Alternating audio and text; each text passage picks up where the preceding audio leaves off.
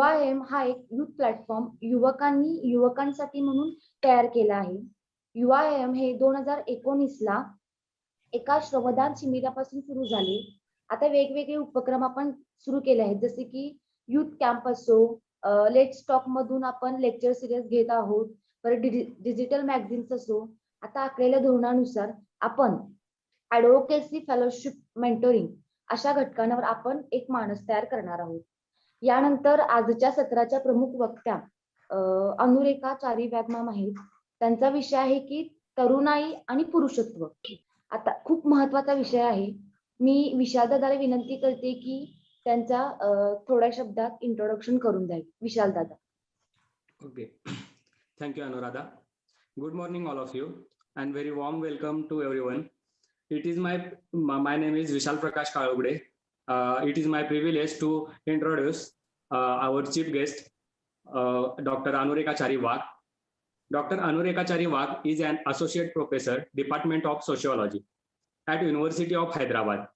Anurekha ma'am specializes in the areas of gender and development, gendered citizenship, land rights for women and feminist pedagogy. She has published on the above issues in national and international journals and chapters in edited books. Anurekha ma'am was also awarded C.V. Raman Postdoctoral Fellowships UGC 2014-15, where she worked at Departments of Sociology, University of Connecticut on Vegas, Credit and Land Rights in Globalizing India. Anurekha Chari Wagh was also the coordinator of sociology papers, Sociology of India and Sociology of Gender under the Ministry of Human Resource Development, University Grant Commission, India e-Pathshala Program 2012-2017 for developing e-content postgraduate material in sociology. This is a short introduction of our guest. Now I would like to Anuradha continue. Thank you Vishal दादा. तर मी अनुरेखा मॅमना विनंती करते की आपण आपलं lecture series सुरू करावं. Okay. Thank you so much, Anuradha, and thank you, Mr. Vishal, for such a generous introduction. But thanks a ton to Nikita and Nilesh and her group Yuva Hai Hum for this very kind invitation. Tumhi mala bolawla. I'm very privileged and honored to be here. And one of the things which really is important is for a very long time मी sociology department Pune Vidyapeeth Savitribai Phule Pune university मध्ये मी शिकत होती. तेव्हा निकिता निलेश सगळे students होते आणि तर आम्ही पण छोटासा एक अटेम्प्ट केलं होतं सोशियोलॉजी अड्डा म्हणून, पण ते 3-4 मीटिंग नंतर फुस झालं, ते काय पुढे गेला नाही. पण आय थिंक द डिफरन्सेस तिथे ऍज अ टीचर मी सुरू केलं होतं, बट इथे युथ इटसेल्फ इनिशिएटिव्ह घेऊन केलेला कुठलंही काम म्हणा, कुठलेही पाऊल म्हणा is more sustaining. So anything that comes from within is more sustaining than something that comes from the top, like as teachers starting something. So I'm very happy to be part of addressing some of the concerns that I have with regard to youth and masculinity here. And so basically 2-3 गोष्ट मला पहिले थोडा clear करायचं होतं कि इथे जब अपन youth and masculinity, जब हम यूथ और मैस्कुलिनिटी के बारे में बात करते हैं तो कई चीजें ऐसे होते हैं जो थोड़ा हमें अनकंफर्टेबल कर सकता है, क्योंकि at the end issues of feminism हो, इश्यूज ऑफ जेंडर हो, ये थोड़ा ये चीज पे वर्कआउट करता है कि जो पर्सनल पॉलिटिकल है. तो आइडेंटिटी इश्यूज पे जब भी हम बात करते हैं, जैसे जेंडर हो या कास्ट हो, रेस हो, ये बहुत सारा अनकंफर्टेबल क्वेश्चंस रेस करता है. तो मे बी कई चीज हमें अनकंफर्टेबल करेगा, हमें वो पसंद भी मे बी नहीं आएगा. तो सिर्फ इतना ही रिक्वेस्ट है कि माइंड थोड़ा ओपन रख के कोई भी कंसर्न है हम उसके ऊपर डिस्कशन कर सकते हैं, पर कोई भी जब नया चीज या कुछ नए सवाल आते हैं तो एटलीस्ट उसको डिस्कशन करना इम्पोर्टेंट है. So this is my first request. दूसरा है कि मे बी ऐसे भी हो सकता है कि कई कई सवाल आ सकते हैं कि जब जो मैं अभी में भी अच्छा से आंसर नहीं कर पाऊंगी, पर मैं एट द एंड निकिता को रिक्वेस्ट करूंगी कि मेरा ईमेल जो है आप सबसे शेयर करें, तो कहीं अगर आपका कोई बाद में भी सवाल आता है कि दिस इज वेरी इंपॉर्टेंट, कि बहुत बार ऐसा होता है कि हम कोई लेक्चर सुनने के बाद मे बी तब हमें कोई सवाल नहीं आता, पर बाद में उस पर हम जब प्रोसेस करते हैं या कुछ ऐसे घटना होती है या हम कुछ पढ़ते हैं या कुछ भी ऐसा होता है तब वो सवाल आता है। कभी भी आपको कोई भी सवाल या कोई भी क्वेरी आता है तो प्लीज मुझे ईमेल कर सकते हैं, और मेरे बेस्ट ऑफ माई कैपेबिलिटी से मैं वो आंसर करने की कोशिश करूंगी। दूसरा ये है कि जब हम youth and masculinity, specially masculinity studies पे हम जब काम करते हैं तो बहुत सारा sociological theories, feminist theories, masculinity studies पे काम हुआ है, और आज मैं उस पे मैस्कुलिनिटी स्टडीज पे ज्यादा फोकस नहीं करूंगी। और जिन सबको इस पे इंटरेस्ट है, रिसेंटली एक गीता चड्डा मैडम है जो मुंबई यूनिवर्सिटी के प्रोफेसर हैं, उनका एक बहुत ही इंटरेस्टिंग टॉक मैस्कुलिनिटी स्टडीज पे है और वो यूट्यूब में अवेलेबल है, जहां उन्होंने जैसे जो इम्पोर्टेंट स्कॉलर्स हैं both in the international context and in the national context, like Raewyn Connell है, फिर विक्टर स्लाइडलर है, I mean at the international level. पर नेशनल लेवल में जैसे चारू गुप्ता है, संजय श्रीवास्तवा, पुष्पेश कुमार, विशाल जाधव, मंगेश कुलकर्णी फ्रॉम पुणे यूनिवर्सिटी, ये सब जो है उनका सबका नहीं पर थोड़ा काम जो सोशोलॉजिकल है, फेमिनिस्ट थ्योरीज पे है, उस पे उन्होंने एड्रेस किया है। तो वो अगर आप वो सुनोगे तो बहुत सारा जो कंसर्न्स है इन टर्म्स ऑफ थ्योरी, वो आपका बहुत I mean it will help you. तो मेरा जो आज का जो एक प्लान है, जो इंटरवेंशन है, वो 2 लेवल पे, 2 साइड से मैं बोल सकती हूँ आता है। एक तो क्लासरूम, क्लासरूम क्यों? Because for a very long time since 2009 जब मुझे एक permanent job sociology department Pune Vidyapeeth में जब मिला, तब से मैं सोशियोलॉजी ऑफ जेंडर सिखाती हूँ। और एक जो बहुत बड़ा कंसर्न जो दूसरे यूनिवर्सिटीज में रहता है कि sociology of gender students generally female quote and quote होते हैं, पर हमारे डिपार्टमेंट में बहुत सारे स्टूडेंट्स मेल हैं जो अपने आप को, जो आजकल हम सिस जेंडर बोलते हैं, अपने आप को मेल डिफाइन करते हैं, वो मेरे क्लासरूम्स में थे।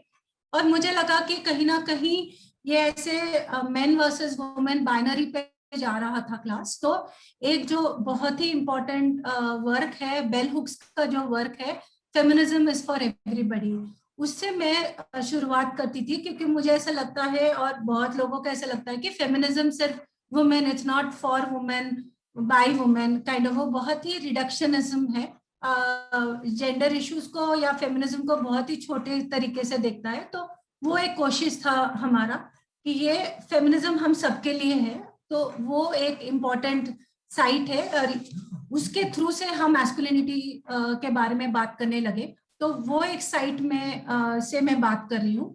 और दूसरा ये है कि इंक्रीजिंगली मुझे लगता है एज अ पेरेंट, मैं एक 16 ईयर ओल्ड बॉय की मदर हूँ, और जब मैं ये सब सिखाती हूँ क्लास में, जेंडर सब सिखाती हूँ, और जब मैं मेरे ही फैमिली में जब मैं पेरेंट होती हूँ एज अ मदर, वो कैसा एक्सपीरियंस रहता है सोशलाइजेशन का, स्पेशली जो पूरा एक माहौल है ऑफ मैस्कुलिनिटी, डोमिनेशन, हेजेमोनी, उसमें मैं कैसे मेरे सन को फेमिनिस्ट बना सकती हूँ, कोशिश है।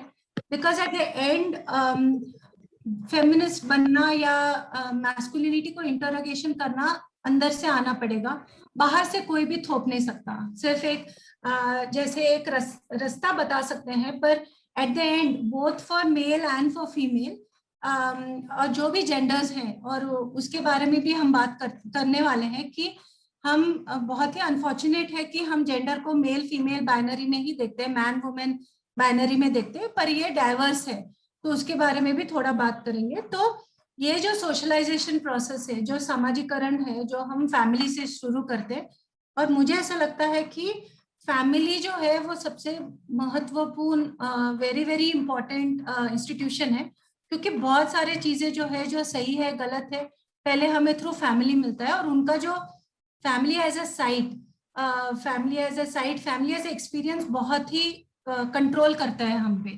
और बहुत ही डिफिकल्ट रहता है उसको डील करने के लिए। तो ये चीजें थोड़ा मैं बात करने वाली हूँ। तो मैं 20-25 मिनट्स ब्रॉडली लेने वाली हूँ, उसके बाद मैं सवाल जवाब हम कर सकते हैं। तो ऐसे ही रहेगा, English, Hindi, little bit of Marathi. अभी बहुत दिनों से हैदराबाद में हूँ, इसीलिए थोड़ा मेरा मराठी प्रॉब्लम हो गया है। हम तो स्टूडेंट्स के ऊपर डिपेंड करते थे मुझे करेक्ट करने के लिए, अभी ये नहीं होता। तो क्लास में बहुत हंसते थे मेरे पे, बस ठीक है, उसमें मैं काफी सारा सीख पाई हूँ। तो Hindi English is okay, ma'am. Yes, thank you. Yeah, so it will be Hindi English.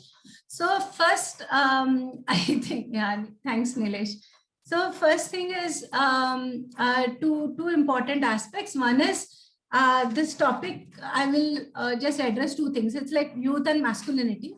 So the first thing I want to just to keep in mind that youth is not a homogeneous structure, right? ये youth ऐसे अगर भी ऐसे दिखता है youth है, पर ये बहुत ही contested टेरेन है और बहुत मल्टीपल है कि कौन किसको यूथ समझता है और किस एज से रिलेटेड है, जेंडर से रिलेटेड है, और therefore it is also gendered construct कि हम किसको यूथ समझते हैं। लाइक फॉर एग्जांपल अभी हम बात करते हैं कि 17, 18, 19, 25 साल तक हम यूथ होते हैं, पर बहुत जगह में 16 साल में लड़कियों की शादी होती है, तो is considered as an adult. So what is a youth? How is youth considered? There are these lot of contestations which are there, and it is also related to class. So like for example, कई youth को ऐसे एक idea है कि youth is a time period of a life when it is lot of freedom, आप education करोगे, एक future बनाओगे। पर ऐसे भी है कि बहुत सारे लोग यूथ ऐसे हैं जो राइट फ्रॉम उनके बहुत यंग एज से वो काम करते हैं, सो दे आर वेरी रिस्पॉन्सिबल। अपना वर्किंग क्लास जो यूथ है जो काम करते हैं, तो उनका एक्सपीरियंस जो कॉलेज गोइंग है, जो हायर एजुकेशन में जाता है, उनका एक्सपीरियंस अलग रहता है। तो एक जब हम ये समझते हैं कि यूथ एक सिंगुलर कैटेगरी है या होमोजीनियस कैटेगरी है, ये थोड़ा हमें सोचना पड़ेगा। दूसरा है कि रेस से जुड़ा हुआ है और इंडियन कॉन्टेक्स्ट में कास्ट एंड रिलीजियन से बहुत जुड़ा हुआ है कि यंग यूथ जो हम बोलते हैं, अगर हमने अपर कास्ट यूथ बोला, दलित यूथ बोला, उसमें बहुत डिफरेंस है, या हिंदू यूथ, मुस्लिम यूथ, बुद्धिस्ट, उसमें बहुत डिफरेंस है। तो बेसिकली जब भी हम अपना एक्सपीरियंस के बारे में, और whenever we want to share our experiences as youth, it is organized not only in terms of gender but also in terms of caste, race, religion, region, where we come from, working class and all. So ये सब चीजें हमें थोड़ा ध्यान में रखना पड़ेगा जब हम यूथ के बारे में बात करते हैं। तो ये पहला मुद्दा है। दूसरा मुद्दा है कि मैस्कुलिनिटी पे, उस पर मैं ऑब्वियसली थोड़ा डिटेल में बताऊंगी या शेयर करूंगी, पर एक जो चीज है हमें जो ध्यान में रखना पड़ेगा कि ये रिलेशनशिप ऑफ पावर जो है, एक सत्ता का एक बहुत इंपॉर्टेंट एस्पेक्ट करता है। और ये सिर्फ अगर हमने सिर्फ ये domination of main versus women देखा तो वो बहुत ही छोटा पार्ट है।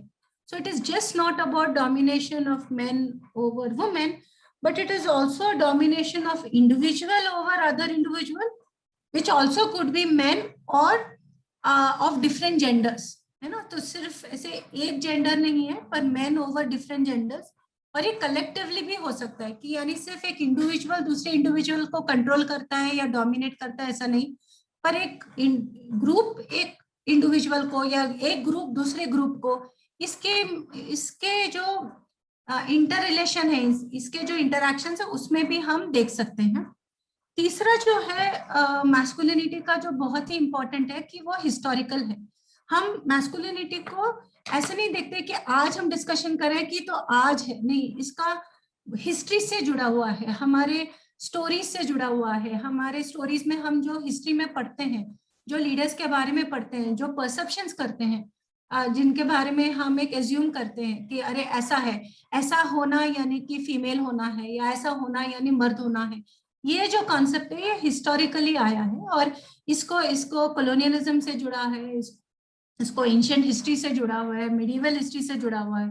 तो हम एक दूसरे को किस हिसाब से इवैल्यूएट करते हैं, ये सब हिस्टोरिकली भी है, कैपिटलिज्म से भी जुड़ा हुआ है। तो इसके लिए हमें थोड़ा केयरफुल रहना पड़ेगा जब हम मैस्कुलिनिटी के बारे में बात करते हैं। और last but not the least इसकी मैस्कुलिनिटी इंटरसेक्शनल है, कि अगेन जैसे हम यूथ के बारे में बात कर रहे थे कि ये सिर्फ मेन नहीं, पर masculinity in the context of race हुआ, masculinity in the context of caste बहुत ही इंपॉर्टेंट है। जैसे हम जब भी हम फॉर एग्जांपल सेक्सुअल असॉल्ट के बारे में बात करते हैं तो वो कास्ट और क्लास से बहुत जुड़ा हुआ रहता है, वो सिर्फ जेंडर से जुड़ा हुआ नहीं रहता, कि ये एक नोशन ऑफ पावर भी रहता है। और सो बहुत बार ऐसे देखा जाता है कि जब हम मैस्कुलिनिटी के बारे में बात करते हैं इसको इंटरसेक्शनल से देखना पड़ेगा। इंटरसेक्शनल यानी कि कोई भी चीज, जैसे जेंडर सिर्फ जेंडर के हिसाब से वर्कआउट नहीं होता, जेंडर एंड कास्ट रिलेटेड होता है, या जेंडर एंड रेस, या जेंडर कास्ट क्लास, है ना। तो हमारा जो एक्सपीरियंसेस है, ईच वन ऑफ अस जो आज यहाँ हम 50 लोग हम सब यहाँ हैं, तो हम सबका जो एक्सपीरियंसेस है वो जिस इंटरसेक्शंस में हम हैं, जिसमें caste, class, gender, region, religion, ये सब आता है उसमें, उससे हमारा एक्सपीरियंस बिल्डअप होता है। तो इसीलिए इसको हम इंटरसेक्शनल करते हैं, कि हम सिर्फ, जैसे मैं सिर्फ एज ए वुमेन नहीं रिएक्ट करूंगी, मैं as an upper class women, upper caste women, है ना, ये सब मेरे बैगेज में है ना। अर्बन एजुकेटेड हो या यूनिवर्सिटी प्रोफेसर हो, मदर, इसमें तो बहुत बार मुझे खुद के साथ कन्वर्सेशन करना पड़ता है, रिफ्लेक्सिव होना पड़ता है, कि मैं जो बोलती हूँ, मैं जो एंगेज करती हूँ वो कैसा है, मैं कहाँ से बात करती हूँ। तो ये जो रिफ्लेक्सिविटी है, रिफ्लेक्सिविटी यानी अपने आप में एक इंटरोगेशन करना, या अपने आप को प्रश्न पूछना कि हम कौन हैं, हु एम आई। और बहुत आई थिंक निकिता को पता होगा कि एक हम असाइनमेंट क्लास में करते थे कि हु एम आई पे सोशियोलॉजी ऑफ इंडिया में हम एक असाइनमेंट लिखते थे कि हम कौन हैं। जब तक हम हमारे को नहीं, हम खुद को नहीं समझेंगे, हम दूसरों को समझना बहुत ही डिफिकल्ट है। और हम कौन है, इसमें हमें बहुत ही ऑनेस्टली हमारा class position, caste position, gender position, power position, ये सबको एड्रेस करना पड़ता है। ठीक है, तो ये बैकग्राउंड में ये कॉन्टेक्स्ट है। तो ये बेसिकली 4 इसमें मैंने डिवाइड किया है क्विकली। फेमिनिज्म ये सबके लिए है। दूसरा है कि जब हम फेमिनिज्म के बात में करते हैं तो ये जेंडर है जो डाइवर्स है, वो एक नहीं है पर वेरियस एक्सप्रेशंस ऑफ जेंडर है। और तीसरा जो है फैमिली जो सोशलाइजेशन करता है, तो जेंडर्ड एंड सोशलाइजेशन, जिसमें मैस्कुलिनिटी का फॉर्मेशन या फेमिनिटी का फॉर्मेशन उसमें आता है, और the notion of masculinity. So quickly masculinity पे और फैमिली पे मैं ज्यादा फोकस करूंगी। तो क्विकली फेमिनिज्म जब है ये बहुत ही उसको क्या बोलते हैं कि बहुत ही कंटेस्टेड टर्म है। बहुत उसको गालियां बहुत मिलती है, और बहुत हर कोई, यानी हम बहुत सारे टीचर्स को भी जानते हैं या स्कॉलर्स को जानते हैं, वो सब जेंडर पढ़ाएंगे पर बोलेंगे I am not a feminist. तो एक जो प्रॉब्लमेटिक इम्पोर्टेंट क्वेश्चन है कि जब भी हम सत्ता पे क्वेश्चन पूछते हैं तब बहुत सारा ब्रांडिंग होता है। तो ये चीज में अगर हमने थोड़ा बाजू में रख के 2-3 चीजों पे फोकस किया कि एक जो है कि ये एंटी मेल नहीं है, जो एक है, बट पितृसत्ता के कॉन्टेक्स्ट में है, और पितृसत्ता बोथ मेल और फीमेल या और जितने भी जेंडर्स हैं सबको प्रॉब्लमेटिक में डालता है। जैसे पितृसत्ता ऐसे बोलते हैं कि हर जो मेल है उसको ब्रेड विनर होना ही है, कि उसको ही कमाना है, जो घर में ही has to provide, be the main provider. और इसके वजह से क्या होता है, आप बचपन से देखो बच्चों को ऐसे पुश किया जाता है, स्पेशली मेल चिल्ड्रन को पुश किया जाता है कि आप घर का चिराग हो, आपको पढ़ाई करना ही पड़ेगा, आपको जॉब करना ही पड़ेगा। और जो हम यूनिवर्सिटीज में देखते हैं, जो you know students UPSC MPSC, उनका जो स्ट्रेस रहता है, उनका जो हमने क्लासरूम में भी देखा है, जो स्ट्रेस है वो बहुत ह्यूज है। और एक अगर आप सक्सेस नहीं हुए तो बहुत सारा स्टिग्मा है, आपको लोग बहुत ही कम नजरिए से देखते हैं अगर वो अचीव नहीं किया तो ये ऐसा है कि सिर्फ फीमेल पे लागू होता है पितृसत्ता, ऐसा नहीं है, मेल पे भी लागू होता है और अलग अलग जेंडर्स पे लागू होता है। It has an impact on various genders and we need to be sensitive towards that. so that's like first thing। and और men जो भी है men जो भी है वो ओके men जो है वो भी एक होमोजीनियस कैटेगरी नहीं है कि जब हम मेल बोलते हैं वो एक ही ग्रुप ऐसा नहीं है। वो अगेन अगर हम इंटरसेक्शनल में जाते हैं कि अलग अलग मेन का अलग अलग पावर रहता है। जैसे अगर आप कौन से कास्ट से आते हो या कौन से रिलीजन से आते हो या कौन से क्लास से आते हो या कौन से रीजन में क्या लैंग्वेज आप बात करते हो, ये सब पे आपका पावर कुछ मिलता है और कुछ मिलता नहीं। सो ये men are also not a homogeneous category. ये जैसे men versus women, women as a universal category ऐसा नहीं है, तो वो हमें क्वेश्चन करना पड़ेगा। और कहीं ना कहीं एक पितृसत्ता जो है या जो एक बिहेवियर पैटर्न है जो सिस्टमैटिक है, जो इंस्टीट्यूशनलाइज है, और पितृसत्ता किससे, through religion, through culture, through tradition, through institutions, इसको और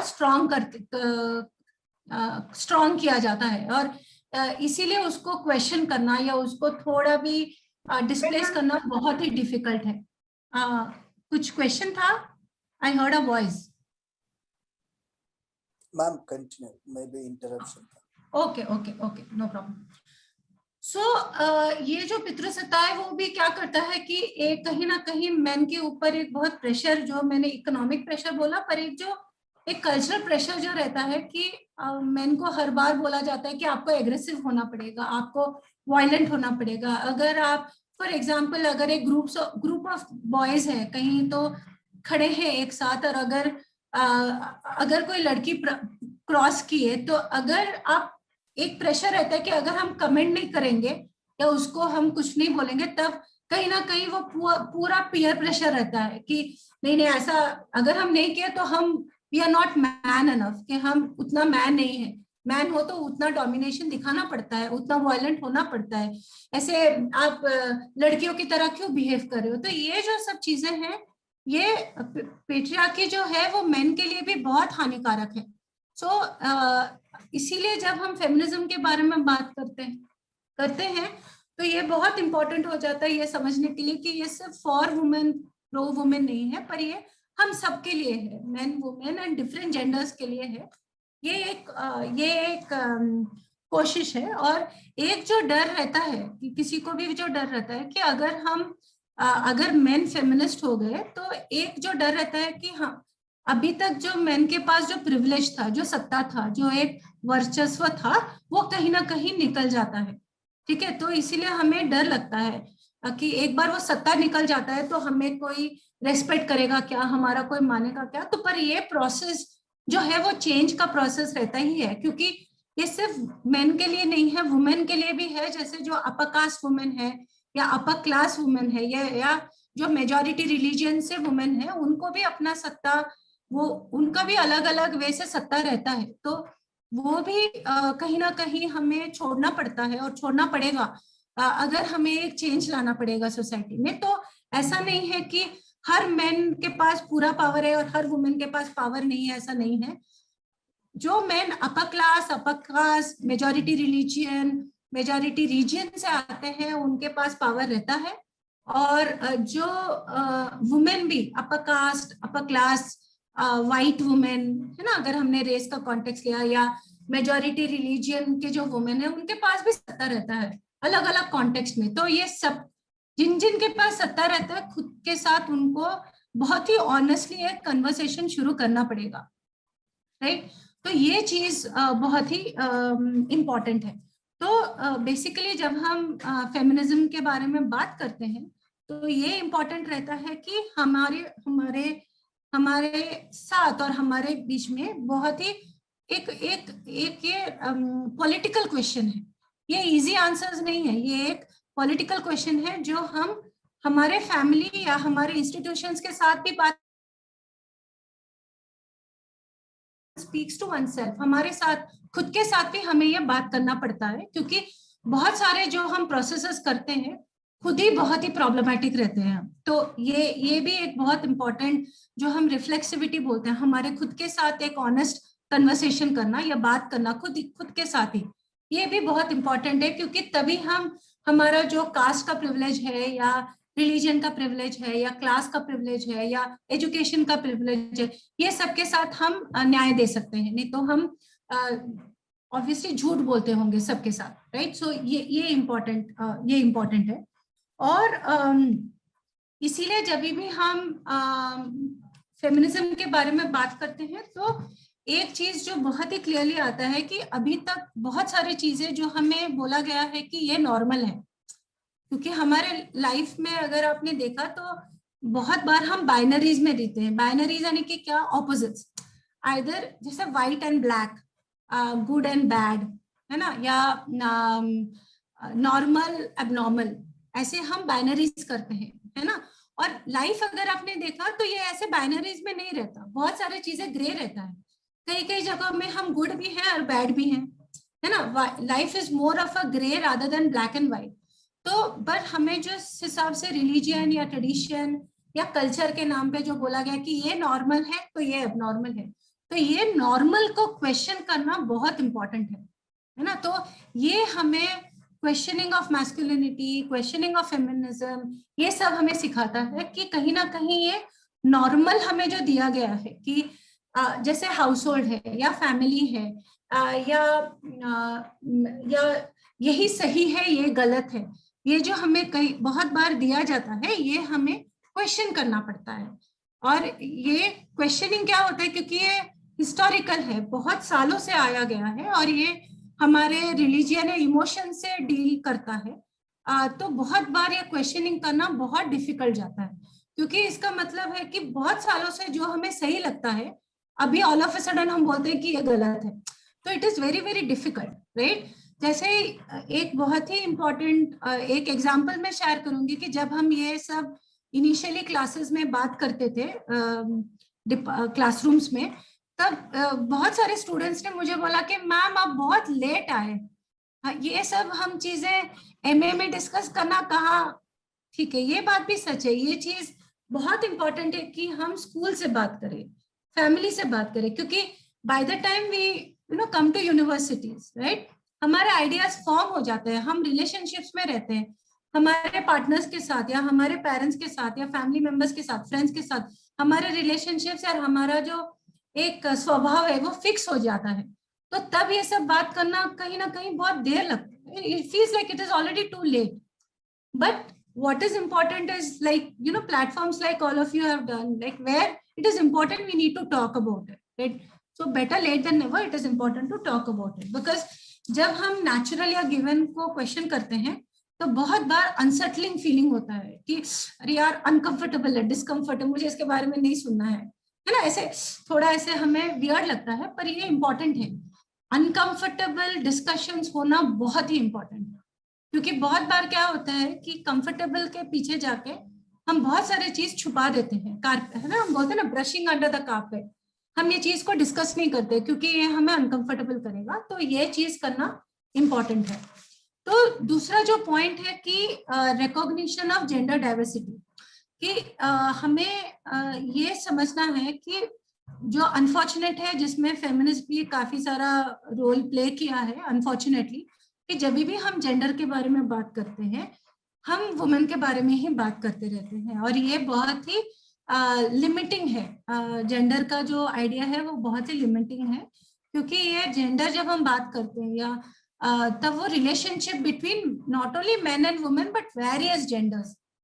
ओके, तो एक मैं आपको कभी भी अगर चांस मिला तो चायनिका शाह करके एक बहुत ही बड़ी एक्टिविस्ट है जो मुंबई से काम करती है, उनका एक बहुत सुंदर एक किताब है और लेख है जिसमें there are no outlaws in gender galaxy, यानी जेंडर का जो गैलेक्सी है कोई भी आउटलॉ नहीं। आउटलॉ एक इंग्लिश फ्रेज है जो ऐसे जो रूल के अंदर नहीं आता उसको आउटलॉ बोलते, जो लॉ से बाहर है ऐसा। पर उनका कहना है कि पूरा जेंडर गैलेक्सी में जितने भी टाइप्स ऑफ जेंडर्स हैं, है ना, कोई भी आउटलॉ नहीं है, सब हमारे विश्व में जो एक स्प्रेड है वो उसमें सब लोग आते हैं। तो उनका वो जो किताब है और उनके जो थोड़े लेख ऑनलाइन आपको मिल जाएगा वो आप देखिए।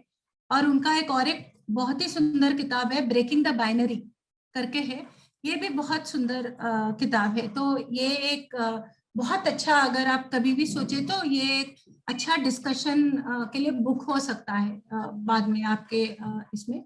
तो बेसिकली ये जेंडर डाइवर्सिटी हम जब बात करते हैं कि ये हमें बाइनरी में रिड्यूस किया गया है, मेन एंड वुमेन, और हमें इससे आगे निकलना पड़ेगा। और वेरियस जेंडर्स हैं और ये सब जेंडर्स अपने caste, class, race, ethnicity, sexual orientation, ये सबसे रिलेटेड है। तो हमें बहुत ही इम्पोर्टेंट है कि हमें इसको अलग करना। और प्रॉब्लम क्यों होता है कि जब हम ओवरवेलमिंगली हमें बचपन से ऐसे सिखाया जाता है कि हमारा सेक्स और हमारा जेंडर सेम है, यानी अगर हम जब बचपन में पैदा होते हैं विद गर्ल या फीमेल जेनाइटल्स, हम फीमेल जेंडर हो जाते हैं, या विद मेल जेनाइटल्स हम मेल हो जाते हैं। ये जो एक कॉरेस्पॉन्डिंग है इसको ब्रेक करते हैं आजकल के वर्क जो आए हैं कि जेंडर जो है वो एक कंस्ट्रक्ट है। हमें अगर बचपन से ये छोड़ दिया जाता कि हम अपने जेंडर डिसाइड करें, तो ये जरूरी नहीं है कि हर जो व्यक्ति जो फीमेल जेनाइटल से पैदा हुई उसको फीमेल ही लगेगा, ऐसा नहीं है। तो बहुत सारा डिफरेंसेस है जहाँ आप बहुत सारे टर्म्स एंड टर्मिनोलॉजीज है, जैसे ट्रांसजेंडर है, इंटरसेक्स है, सिसजेंडर है, ऐसे सब बहुत सारे टर्म्स एंड टर्मिनोलॉजीज है। और प्रॉब्लम है कि हम एवरीडे कन्वर्सेशंस में हम जब बात करते हैं हमें आधी चीजें मालूम भी नहीं, और ये किसी को नहीं, इवन टीचर्स को मालूम नहीं रहता। जब हम क्लास में पढ़ाते हैं बहुत हेजिटेशन होता है, ये वर्ड बोलूं या ये वर्ड बोलूं, क्या है। तो ये सब चीजें हैं जो ये भी बात करते हैं कि एक कॉन्सेप्ट ऑफ जेंडर डाइवर्सिटी ऐसा है, लैंग्वेज, भाषा भी हमें लिमिट कर देता है, क्योंकि कई क्योंकि जो नॉर्मल है उसी में से भाषा डेवलप होता है ना। तो हमें अपना भाषा के साथ भी हमें काम करना पड़ेगा। और जो हमारा जेंडर है ये हमारा बॉडी, हमारा आइडेंटिटी और हमारा जो सोशल जेंडर है उसके साथ इंटरकनेक्टेड है, ठीक है। हमारा बॉडी बताता है over a period of time कि हमारा जेंडर क्या है करके, तो ये रिडक्शन नहीं है। तो इसीलिए हम देखते हैं कि बहुत सारे जो लोग हैं वो क्रॉस ड्रेसिंग भी करते हैं, क्योंकि उनको लगता है कि अगर भी वो मेल बॉडी में पैदा हुए हैं पर फिर भी वो उनको लगता है कि हम फीमेल हैं। तो ऐसे सब जो एक डाइवर्स है, इट इज वेरी इंपॉर्टेंट कि हम एक कन्वर्सेशन शुरू करना चाहिए, हमें बातचीत करना चाहिए, क्योंकि जेंडर जो है ये सिर्फ बॉडी नहीं, हमारा माइंड भी हमें क्या बोलता है उसके साथ भी रिलेटेड है। और बहुत बार क्या होता है, हमारा जो पर्सपेक्टिव है, हमारा जो दृष्टिकोण है वो लिमिट कर देता है। हमारे पास कैटेगरीज नहीं रहते हैं, कैटेगरीज यानी कि संकल्पना के जो चौखट है वो नहीं रहता, तो हमें समझ में नहीं आता। जब हमें समझ में नहीं आता और हमारे पास भाषा नहीं रहता, हमारे पास समझ नहीं रहता कि ये जो चीज हमारे सामने हो रहा है उसको हम कैसे समझे, हम उसको क्या करते हैं, एबनॉर्मल है, ये हमारे इसमें नहीं है, उसको दूर रखो, तो हम उसको इनविजिबलाइज करते हैं। इनविजिबलाइज यानी कि वो रहता है, जैसे फॉर एग्जाम्पल, मुझे पता नहीं आप लोगों ने वो मिस्टर इंडिया का मूवी देखा है या क्या नहीं, उसका मीनिंग है कि वो पर्सन है पर हमें वो दिखाई नहीं देता क्योंकि हम उसको देखना नहीं चाहते, है ना। तो हम जैसे फॉर एग्जाम्पल अगर आप चलते समय ट्रांसजेंडर्स आपके सामने आए तो बहुत लोग ऐसे घबरा के वो बोलते हमें इनसे बात ही नहीं करना है, पर ये एक बहुत ही लिमिटिंग पर्सपेक्टिव है। तो क्योंकि ये क्यों होता है, क्योंकि हमें कभी सिखाया नहीं गया, या मे बी हमें सीखना नहीं है कि ये सब लोग एक ही सोसाइटी के मेंबर्स हैं और हमें सबके साथ हैंडल करना पड़ेगा, हमें सबके साथ रहना पड़ेगा। और ये हम नहीं करते, हम उनको मार्जिन्स कर देते हैं, हम उसको इनविजिबलाइज करते हैं। ये प्रोसेस, इसका कॉन्सेप्ट ही ऐसा है, इनविजिबलाइज, यानी वो है पर हमें उनको देखना ही नहीं है, हमें उनको अलग रखना है, हमें उनको जो हमारा जो चौकट है, हमारा जो पैरामीटर्स है उसे हम अलग करते हैं। तो ये भी है क्योंकि ये फिर बाद में यूथ और मैस्कुलिनिटी या फेमिनिटी ये सब पे बहुत इम्पैक्ट करते हैं। तो हम कैसे अपने आप को समझते हैं। और जैसे मैंने कहा okay, there's like one question, I'll come back to it, Anuradha. What is hegemony in the perspective of gender? I will come to it. When I'll be talking about masculinity, I'll be talking about it. But briefly ऐसा है कि जो एक बहुत ही powerful एक ideology है, वो हमें नेचुरलाइज्ड और नॉर्मल करके हमें दिया जाता है.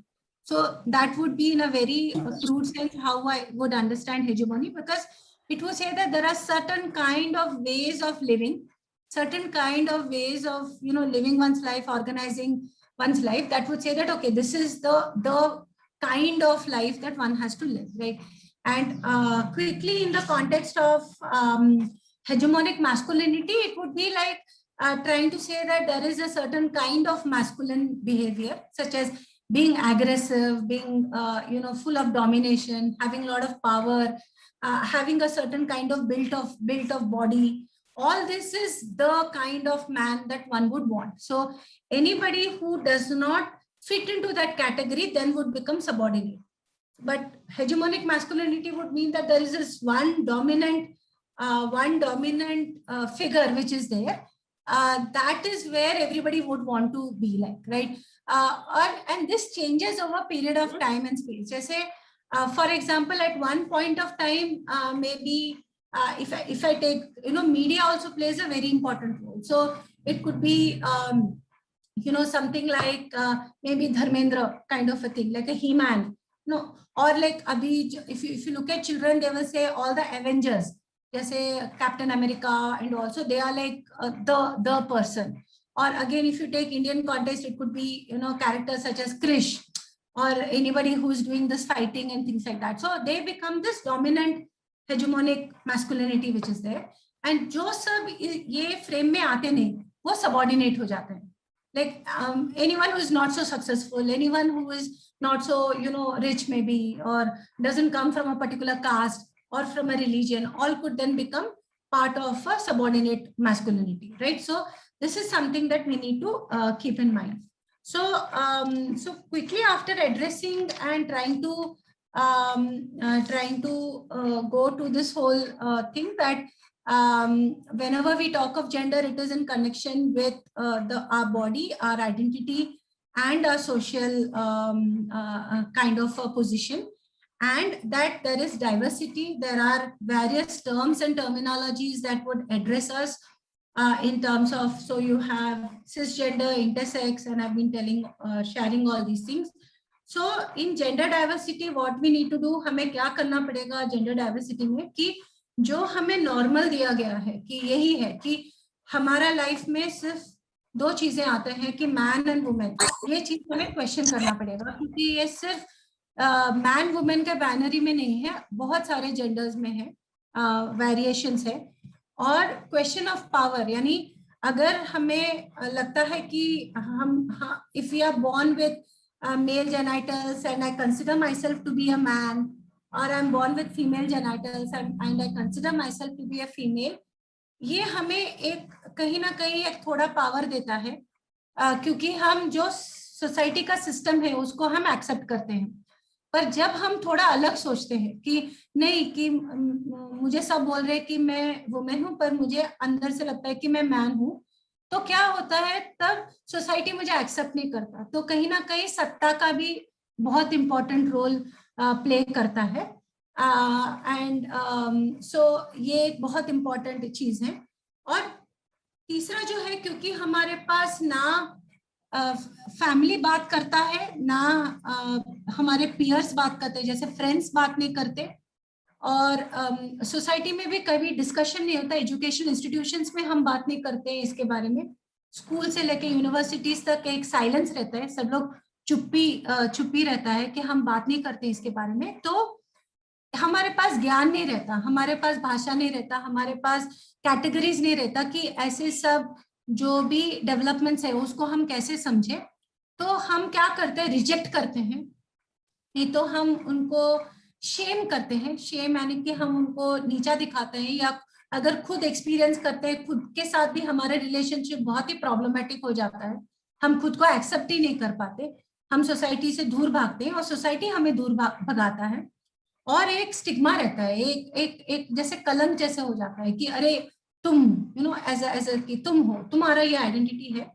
तो बहुत लोगों को जो ये एक्सपीरियंस करते हैं उनको एक्सेप्ट करने में लोगों को परेशानी होती है, बहुत सारा एंजाइटी होता है, स्ट्रेस होता है, स्टूडेंट्स ग्रुप में बुलिंग होता है, हैरेसमेंट होता है, जैसे बहुत सारा जो एक्सपीरियंस है। और एक मैं एक्सपीरियंस बोलूंगी क्लासरूम में ही, अलग अलग क्लासरूम्स में स्टूडेंट्स जो हैं जो अपने आप को अलग देखते हैं, आइदर अपने आप को गे आइडेंटिफाई करते हैं या ट्रांसजेंडर आइडेंटिफाई करते हैं, ऐसे इजीली आके वो बताते नहीं, पर जब भी बताते हैं वो बोलते हैं कि हमें इतना चैलेंजेस रहता है, हॉस्टल में रहना चैलेंज हो जाता है, क्लासरूम में रहना चैलेंज हो जाता है, क्योंकि बहुत सारे डिमांड्स रहते हैं उनके ऊपर, इन द सेंस कि एक जो स्टूडेंट है वो बता रहा था कि जैसे उसने अपना जो आइडेंटिटी है किसी के साथ शेयर नहीं किया था, तो वो सब मेल ग्रुप में खड़े रहते हैं, तो उसको किसी लड़की पे कमेंट नहीं करना है,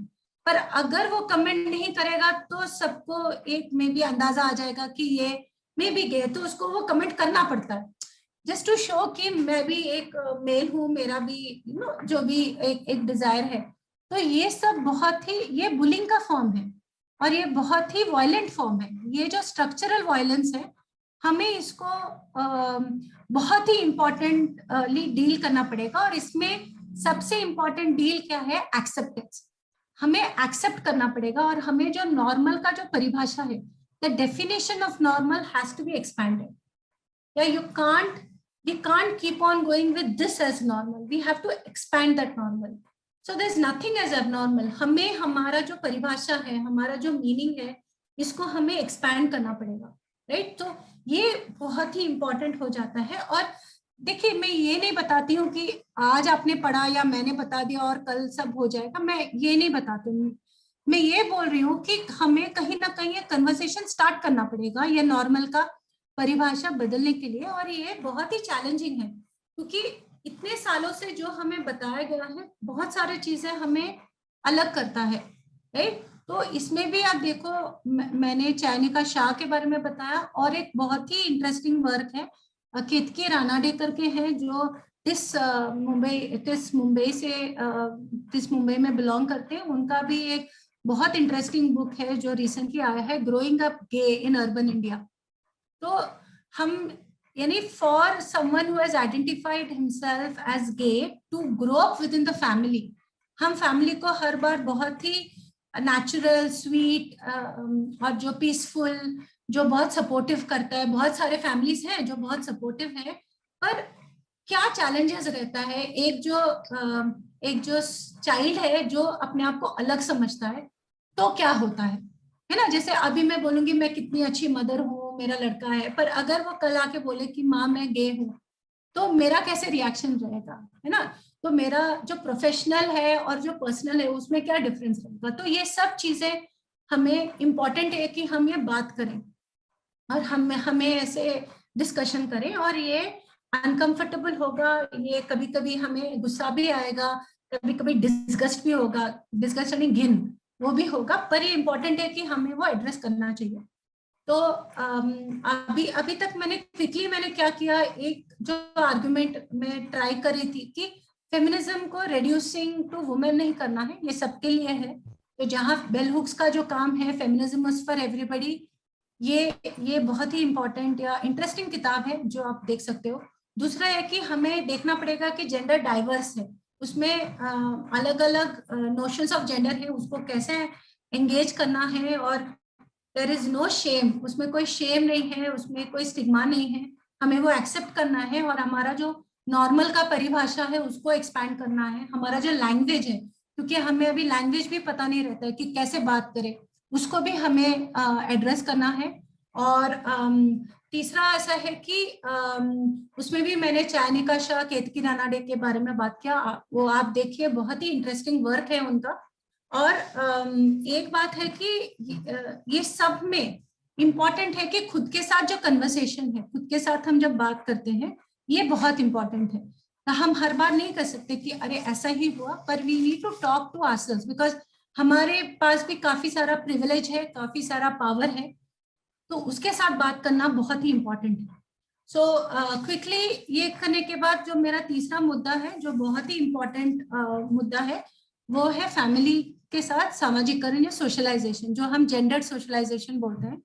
जब भी हम फैमिली के साथ, फैमिली या प्राइमरी स्कूल या पीयर ग्रुप बोलते हैं, ये स्पेशली फैमिली हमें प्राइमरी साइट ऑफ सोशलाइजेशन है, कि पहले जो सही है गलत है, कैसा बैठना है, कैसे उठना है, ये सब जो चीजें हैं हमें पहले फैमिली से पता चलता है। किसको माँ बोलना है, किसको फादर, कौन मेरी सिस्टर, ये जो फैमिली रिलेशन है, डायनामिक्स है, हमें कंट्रोल किया जाता है कि रात को नहीं खाना है, सुबह से खाना है ना, रात को सोना है, सुबह उठना, ये जो सब जो है वो हमें फैमिली सिखाता है ना। किसके पैर पड़ना है, किसका नहीं पड़ना है, ये कौन है, घर में कौन कौन है, एल्डर्स कौन है, घर में जो हेल्प करते हैं उनके साथ कैसे बिहेव कर, ये सब हमें फैमिली सिखाता है। तो ये सामाजिकरण है, ये बहुत इंपॉर्टेंट है ये समझने के लिए कि ये हमें सिखाता है कि फीमेल होना क्या है, मेल होना क्या है, राइट। ये एक बहुत इंपॉर्टेंट है, क्योंकि बहुत सारे जगह में ये दिखा गया है कि ये दो जेंडर छोड़ के, मेल और फीमेल, मैन और वुमेन, फैमिली कोई और जेंडर को एक्सेप्ट ही नहीं करता है ना। तो अगर कभी भी ऐसा लगता है कि ये कोई अलग जेंडर से है तो फैमिली से बाहर निकाल दिया जाता है। तो इसीलिए जनरली हमें एज अ वुमेन कैसे बिहेव करना है, एज अ मैन कैसे बिहेव करना है, ये एक इम्पॉर्टेंट है। जैसे मेरे स्टूडेंट्स, पता नहीं उन्होंने कभी ऑब्जर्व किया या नहीं, पर मैं जब चलती हूँ, मैं बहुत ही सब बोलते हैं मैं मैस्कुलिन वे से चलती हूँ, कि मेरा जो पैर है I put it like this, right. So बचपन से माय ब्रदर, मेरे पिताजी का तो इतना नहीं था, पर मैं ब्रदर ऑलवेज, जब भी वो हॉस्टल से आता था, वो मेरे सर पे वो बड़े बड़े जो डिक्शनरी के किताब है वो रखता था और बोलता था कि एक पैर आगे ऐसे रखो। उसने बहुत कोशिश की पर मेरे से कभी हुआ ही नहीं। तो मैं अभी भी काफी मैस्कुलिन वे से चलती हूँ, ऐसे है। तो ये जो कैसे चलना चाहिए, लड़कियों को कैसे चलना चाहिए, लड़कों को कैसा चलना चाहिए, या क्या स्पोर्ट्स लेना है, क्या नहीं लेना है। लाइक बचपन में अगर लड़कियां बोलती है कि बैंगन नहीं खाना है, तो लगे घर में ऐसे बोलते हैं कि जब ससुराल जाएगी ऐसे नहीं कर सकती, बैंगन खाना ही पड़ेगा, या करेला, लाइक स्मॉल थिंग्स। बट इसके पीछे क्या रहता है कि बहुत ही स्ट्रॉन्ग आइडियोलॉजी डेवलप होता है।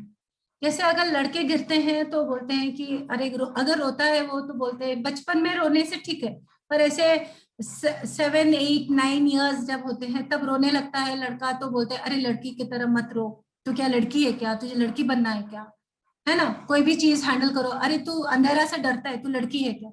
तो ये क्या होता है, बचपन से उनको सिखाया जाता है, मेल को फीमेल को, कि आपको आपका जो एक्सेप्टेड बिहेवियर है वो कैसा रहना चाहिए।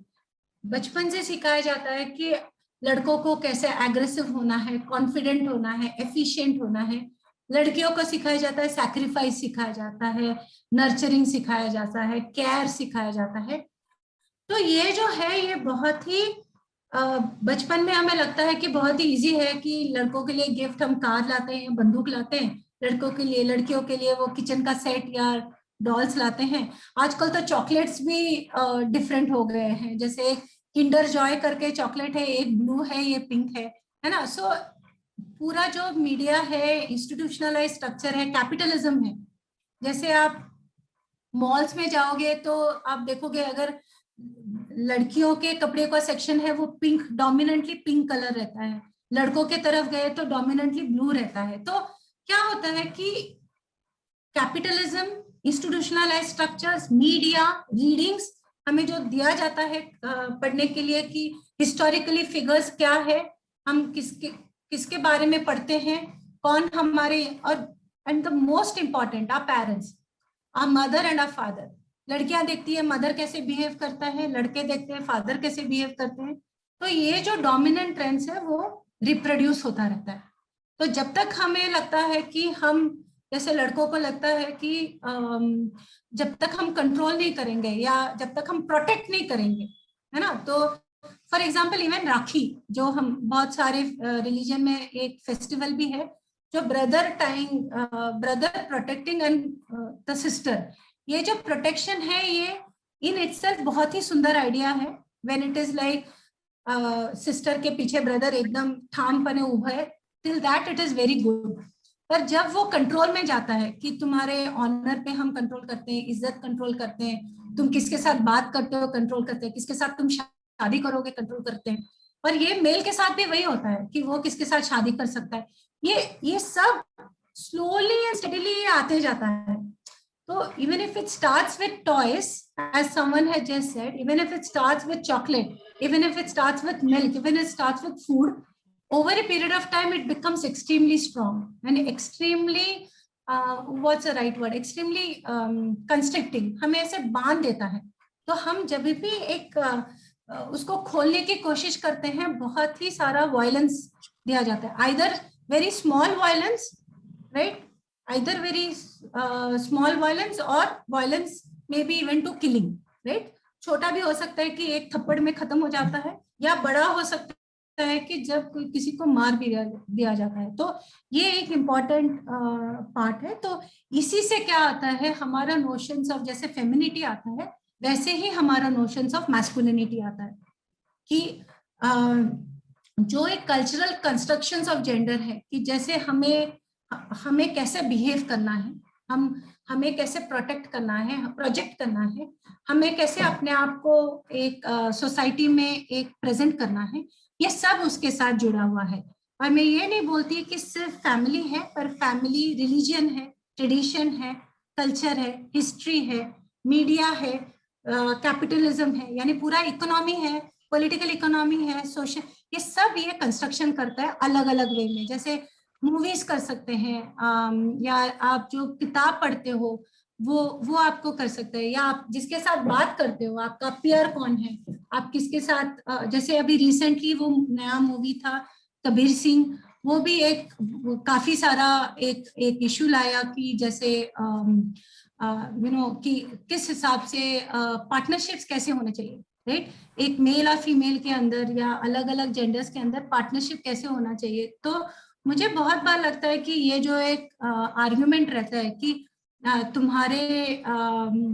तुम्हारे भले के लिए मैं ये कर रहा हूँ, है ना. और जो कभी कभी जो वुमेन है पार्टनरशिप में, वो भी बोलते हैं कि कंट्रोलिंग में, ये कहीं ना कहीं एक प्रॉपर्टी या कमोडिटी जैसा हो जाता है. तो ये कॉन्सेप्ट्स हमें थोड़ा समझना चाहिए. और इम्पोर्टेंट ये है कि जब भी हम मैस्कुलिनिटी के बारे में बात करते हैं, अगर आपने मेरा फ्यू पहला का जो अगर आपने थोड़ा सुना होगा, कि ये इम्पोर्टेंट है कि यहाँ कास्ट क्लास से भी जुड़ा रहता है. So it is just not about male performing और male behaviour, but it is related to which caste you come from, what is accepted, which religion you come from, what is accepted. यानी अगर intercaste marriage भी करना है, पहले intercaste marriage accepted है क्या, ठीक है, फिर इंटरकास्ट से फिर कौन सा कास्ट किसके साथ, इंटरकास्ट में भी. सो ये जो सब चीजें हैं very very problematic, very very we need to start questioning. But ये जो सोशलाइजेशन है वो क्या सिखाता है कि बॉयज को बोलता है कि आप हर बार लीड करोगे, आप हर बार कंट्रोल करोगे, और जो लोग ये करते नहीं उसको स्टिग्मेटाइज किया जाता है. और हर लैंग्वेज में, हर रीजनल टोन में अलग अलग है. जैसे महाराष्ट्र में बता सकते हैं कि बाइला है वो डोमिनेंट फ्रेम को फॉलो नहीं करता, क्योंकि सबको एक लगता है कि वही एक चौकट है. वो चौकट में अगर आपण बसत नाही तर आपल्याला ते नाव नेम कॉलिंग होता है.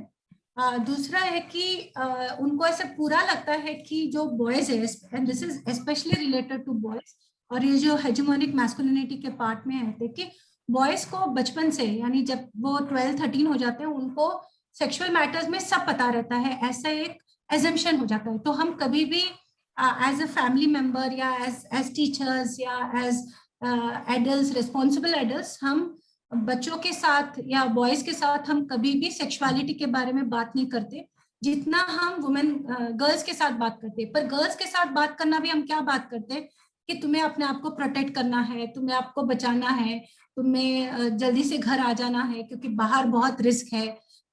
ऐसे सब डिस्कशन हम करते हैं कि तुम्हारा इज्जत कितना इंपॉर्टेंट है, तो ये डिस्कशन होता है। पर मेल्स के साथ, बॉयज के साथ हम ऐसे डिस्कशन बहुत कम बार करते हैं, और एक बहुत ही लिमिटेड अंडरस्टैंडिंग हो जाता है कि जितना सेक्सुअल एक्सपीरियंस बॉयज का होगा उतना ज्यादा वो मैस्कुलिन होंगे। अगर फॉर एग्जांपल जितने पार्टनर्स होंगे मेरे, तो उतना मैं स्ट्रांग हूँ, या उतना मैं स्मार्ट हूँ, या उतना मैं मैन एनफ हूँ। पर वही चीज अगर वुमेन के साथ होता है तो ऐसा होता है कि अरे वो तो चालू है, वो तो फास्ट है। तो ऐसे, तो ये दोनों के लिए अलग अलग सेम चीज अलग अलग परिभाषा देता है, ये हमें चाहिए। और बेसिकली क्या नहीं सिखाता है, अकाउंटेबिलिटी नहीं सिखाता कि अगर आप रिलेशनशिप में हो तो दोनों का क्या रिस्पॉन्सिबिलिटी है, दोनों का क्या अकाउंटेबिलिटी है, ये हम नहीं सिखाते। तो बहुत बार क्या होता है, specially over a period of time, और आजकल जब बहुत ही इजीली इमेजेस कैप्चर हो सकते हैं, तो आप बहुत सारे आजकल देखते हो कि जब बोलते हैं कि जैसे इंटीमेट रिलेशनशिप्स ऑर्गेनाइज होते हैं तो उसमें फोटोग्राफ्स का भी एक डर रहता है, उसका एक गलत इस्तेमाल का एक डर रहता है। तो ये सब चीजें कब होगा, कब उसको हम कंट्रोल कर सकते हैं या उसका एक लिमिट ला सकते हैं, कि जब हम सबके साथ, बॉयज गर्ल्स अलग अलग जेंडर के साथ बात करें इसके बारे में कि आप जब रिलेशनशिप में हो, अगर वो कंटिन्यू होता है ग्रेट, अगर नहीं होता है तो आपका अकाउंटेबिलिटी क्या है वो रिलेशनशिप में, आप पार्टनर्स कैसे बन सकते हो। ये पार्टनरशिप का हम बात नहीं करते, तो ये एक बहुत ही इंपॉर्टेंट ये रहता है। और एक बहुत बड़ा एक जो एवरीडे लाइफ में आता है वो है मन, प्रोवर्ब्स से भी हम ये बहुत ही नॉर्मलाइज करते हैं, कास्ट आइडेंटिटीज नॉर्मलाइज करते हैं, रिलीजियस आइडेंटिटीज नॉर्मलाइज करते हैं।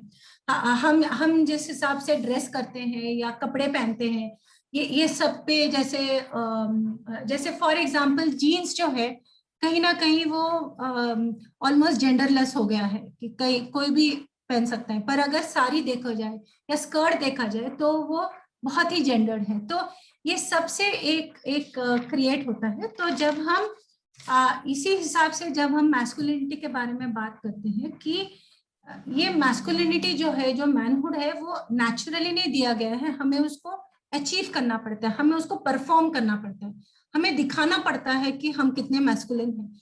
आइदर हम कैसे हो सकता है, एक तो कंट्रोल करके हो सकता है, एक तो डोमिनेशन, यानी जो मैरिड है उनको बोलते हैं कि अगर आप अपने वुमेन को या वाइफ को या डॉटर्स को या सिस्टर्स को अगर आप कंट्रोल नहीं कर सकते, आप कहाँ के मैन हो। तो ये जो notion of masculinity control, power, domination से है, उसके बारे में है। या और ये जो है वो हमें कमाना पड़ता है, तो जैसे बॉडी बना के कमाना पड़ता है या कुछ बिहेवियर दिखा के कमाना पड़ता है। तो हम जब हेजेमोनिक मैस्कुलिनिटी के बारे में बात करते हैं कि 4 और या 5 जो एक फीचर्स है, एक तो एग्रेशन एक बहुत कि फॉर एग्जाम्पल अगर लड़की सुनती नहीं, एक जोर से थप्पड़ मारो, फिर उसको लगेगा कि वाह कितना पावर है ना। तो एग्रेशन एक बहुत इंपॉर्टेंट फीचर है मैस्कुलिनिटी दिखाने का और मैस्कुलिनिटी। और इसीलिए क्या होता है, अगर हम पहले पॉइंट को जाएंगे तो ये मेल्स के लिए भी बहुत प्रॉब्लमेटिक है, क्योंकि सब ऐसे नहीं है कि मेल्स को वायलेंट होना अच्छा लगता है या बचपन से उनको लगता है कि चलो मैं वायलेंट हूँ, ऐसा नहीं। क्योंकि पर उनके सामने जो एक पैरामीटर है कि मेल बनना यानी एक वायलेंट, यानी कंट्रोल करना, नहीं तो आप मेल नहीं हो, ये जो है ये प्रॉब्लमेटिक है, ये हेजेमोनिक है, ये टॉक्सिक है। टफ बनना, मस्कुलर बनना, इमोशनल नहीं दिखाना, इमोशन नहीं दिखाना। जैसे अगर कुछ प्रॉब्लम होता है, लड़कियां आराम से रो सकती हैं, एक वेंट आउट होता है ना, प्रॉब्लम है, रो दिया, खत्म हुआ, आगे निकलो। पर मेन वो निकाल नहीं पाते, और बहुत बार ऐसे दिखा जाता है स्पोर्ट्स, स्पेशली एग्रेसिव स्पोर्ट्स में वो निकालते हैं, जो एंगर है, फ्रस्ट्रेशन है, इमोशन है। तो ये भी प्रॉब्लमेटिक है। इंडिपेंडेंट होना, किसी पे डिपेंडेंट नहीं रहना, या एफिशिएंट होना, डोमिनेट करना, और ये सब जो है, जो हेजेमोनिक मैस्कुलिनिटी या जो एग्रेशन है, ये नॉर्मलाइज किया जाता है। कि जैसे आप अगर न्यूज़पेपर पढ़ते होगे या कहीं भी डिस्कशन देखा जाएगा, तो कहीं भी आप देखोगे कि अगर सेक्सुअल असॉल्ट हुआ या कोई रेप ऐसे कुछ भी हुआ तो ऐसे बताया जाता है कि अरे लड़की क्यों गई, लड़के तो लड़के ही होंगे। तो ये जो सेंस ऑफ रिस्पॉन्सिबिलिटी है ये हम सिखाते ही नहीं बच्चों को। तो ये एक इम्पॉर्टेंट है और ये इंस्टीट्यूशनलाइज्ड है। हमारा रिलीजियन, हमारा कल्चर, हमारा हिस्ट्री, ये सबसे उसको जो हम संस्था के करण जो हम बोलते हैं एक पार्ट ही कर देता है, जिसमें फैमिली, एजुकेशन इंस्टीट्यूशंस, जैसे आप अगर आपके प्राइमरी स्कूल बुक का हिस्ट्री बुक या सोशल स्टडीज का बुक सोचो, है ना, तो उसमें क्या आएगा कि एक फैमिली दिखाया गया, ठीक है, एक लड़का एक लड़की होगा, लड़की कुछ तो ड्राइंग करती होगी, लड़का कुछ तो गाड़ी से खेलता रहेगा, जो पिताजी है वो न्यूज़पेपर पढ़ते होंगे या कुछ काम करते होंगे, जो वुमेन है वो किचन से देखती होगी, नहीं तो ऐसे आराम से कुछ खाना लेके ऐसे खड़ी रहेगी। तो ये जो पिक्चर है ये बचपन से हमें सिखाया जाता है, तो ये हमारे माइंड में बहुत ही कंट्रोल या प्रेशर दे के रहता है। और ये बहुत बार इनविजिबल है। ओके, इनविजिबल है यानी कि क्या है कि हमें है पर हम, दो चीज होता है, आइदर हमें दिखाई नहीं देता या हमें दिखाई देता है पर हमें देखना नहीं है। ये दो चीजें रहता है इनविजिबिलिटी में, है ना। तो ये सब में जो एक है, और इसमें एक बहुत ही इंटरेस्टिंग जो मैंने पहले भी बताया, थोड़े जो नाम लिया स्कॉलर्स का, उन्होंने काम किया है, जैसे रेवन कॉर्नल हो या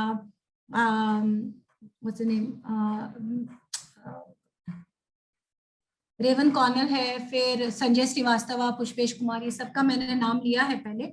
और जैसे एक बहुत इम्पोर्टेंट इंस्टीट्यूशन है कॉल्ड मावा, which is main against violence and abuse. उनका भी आप काम देखो, बहुत ही सुंदर काम करते हैं वो, क्योंकि वो डील करते हैं कि कैसे आप एंगेज करो अपनी मैस्कुलिनिटी को। तो जो मैस्कुलिनिटी जो एक पावर से दिखाई देता है या डोमिनेशन से दिखाई देता है, वो मैस्कुलिनिटी सपोर्टिव प्रैक्टिसेस से दिखाई देगा क्या कि so as a brother, as a father, as a husband, as a friend, I think for many men and women and of different genders, friendship जो है वो बहुत ही important asset है। तो as friends कैसे एक दूसरे को हम कैसे सपोर्ट कर सकते हैं, as a group आप एक दूसरे को कैसे सपोर्ट कर सकते हैं, उस पर थोड़ा काम हुआ है। और अच्छा काम मैस्कुलिनिटी पे आप देख सकते हो कि ICRW, international centre for research on women, ने भी वेरियस रीजन्स के ऊपर मैस्कुलिनिटी पे काम किया है, वो भी आपको ऑनलाइन मिल जाएगा।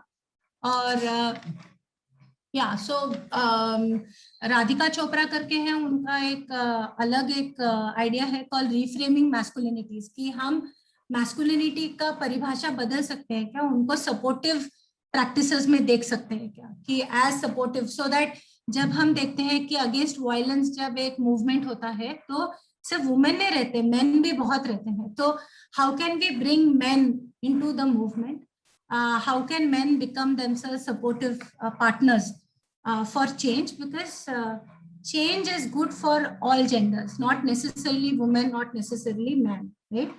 तो बेसिकली जब हम यूथ के साथ और मैस्कुलिनिटी के साथ कनेक्ट जब करना चाहते हैं, तो ये इम्पोर्टेंट रहता है कि हम यूथ को भी इंटरसेक्शनली देखें, कि caste, class, age, gender, religion, region, nation, उस पर भी हम देखें, और मैस्कुलिनिटी को भी इसी हिसाब से देखें।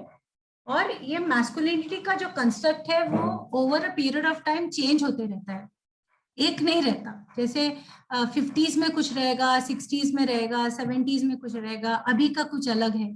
तो उस हिसाब से हमें समझना पड़ेगा। तो एक चीज है, अगर हम ये समझते हैं कि मैस्कुलिनिटी शिफ्ट होता है, चेंज होता है, तो इसका एक नजरिया क्या है, ये चेंज हो सकता है, ये फिक्स नहीं है, ये हमें जानना है। ये कंस्ट्रक्ट है, ये हम बचपन से, हम जब बॉर्न होते हैं हमारे अंदर नहीं रहता, ये हमें बताया जाता है कि ऐसा हो।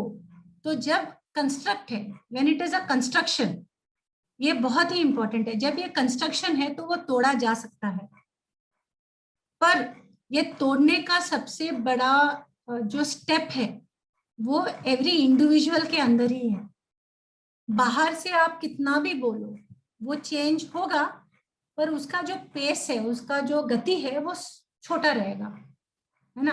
पर जब अंदर से चेंज होगा, खुद के अंदर से जब चेंज होगा, उसका जो गति है और उसका जो सस्टेनेबिलिटी है वो बहुत ही लॉन्ग टर्म है. ओके, तो आई थिंक ब्रॉडली मैंने ट्राई किया कि बहुत सारा जो कॉम्प्लेक्स इश्यूज है सिंपलिस्टिकली और अलग अलग इंटरकनेक्शन से मैं शेयर करूं. मैंने ट्राई किया, पर ऑब्वियसली कुछ चीजें छूट गया होगा. अगर क्वेश्चंस है I would like to address it, या कोई कमेंट्स है so address it. Yes, I have also open the chat, you can also write the question if you want. Okay. Ma'am, first question is, what is hegemony in the perspective of gender? Is asked Yes. by Anuradha. I did answer that. I did answer that. This is dominant masculinity, which is like institutionalized. जो एक institutionalize किया जाता है कि यही normal है.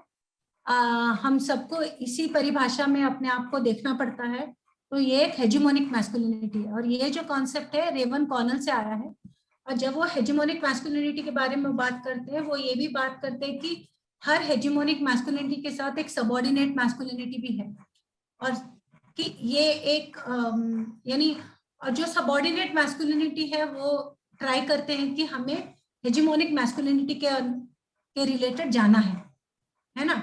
तो अगर आप जैसे देखोगे कि जो मस्कुलर हैं, जो एग्रेसिव है, जो है ना एक इमेज प्रोजेक्ट करते हैं, और पर जो थोड़े क्या उसको बोलते हैं इमोशनल है, जो थोड़े वल्नरेबल है, वो ज्यादा कंट्रोल नहीं करते, तो उनको बोलते हैं कि अरे तू फुल मैन नहीं है. तू लाइक फॉर एग्जांपल अगर कोई हस्बैंड अपने वाइफ की सुनता है या कोई फादर अपनी डॉटर को सुनता है, वो बोलते हैं कि अरे तू कंट्रोल नहीं करना चाहता है, सो यू डोंट नो. या देखो बहुत बार मैंने देखा है कि जैसे कपड़े धोना, अगर पब्लिक में कोई मेल कपड़े धोता है, अगर वो सिंगली रहता है तो कपड़े धोता है तो बोलते हैं कि अरे वाह कितना इंडिपेंडेंट है ना, ऐसे. पर एक बार उसकी शादी हो जाती है, अगर वो कपड़े धोए तो बोलते हैं अरे देखो अपनी बीवी के कपड़े धो रहा है, खुद के भी कपडे धो रहा है, की कितना उसका पुरुषत्व कुठे. ही जी कॉन्सेप्ट आहे ते सबऑर्डिनेट, म्हणजे असं की ते हेजिमॉनिक नाहीये. तर जी एक इन्स्टिट्यूशनलाइज्ड आहे, ते सांगतात की असंच राहायला पाहिजे, असंच कंट्रोल करायला पाहिजे, आणि मुलंच राहणार आहे, तुम्ही किती सांगितलं तरी काहीच नाही होणार. हा जे कॉन्सेप्ट आहे ती हेजिमॉनिक आहे. हेजिमॉनिक यानी कि जो एक ओवरवेलमिंगली कंट्रोल करता है और जो इंस्टीट्यूशनलाइज्ड है, जैसे रिलीजन भी हमें बताता है या ट्रेडिशन बताता है. काय झालं तरी आपल्याला काय सांगतात, अरे आपल्याकडे असंच असतो, आपलं पूर्वीपासून आपल्याकडे असंच असतो. असंच असतो म्हणजे काय हे ना, आपण लवकर ते प्रश्न विचारत नाही का, की कधी कधी का होतं की का आपण प्रश्न विचारत नाही, आपल्याला ते आन्सरची भीती वाटते है ना.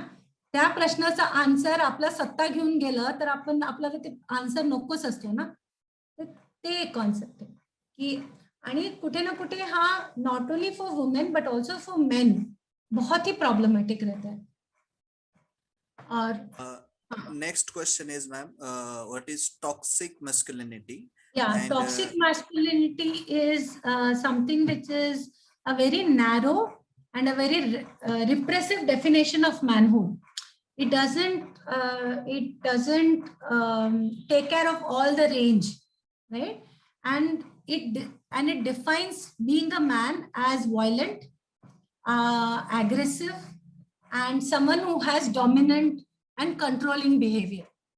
आणि ते मॅस्क्युलिनिटीला आपण नॅचरल आणि ऍक्सेप्ट केलं तर ती एक टॉक्सिक नोशन ऑफ मॅस्क्युलिनिटी असते. ठीक आहे. So why toxic? Because it spoils everything है ना. Any relationship if a man is like that, it spoils the relationship. So it is very violent is also I've told. It's like म्हणजे poisonous असतो, toxic poisonous.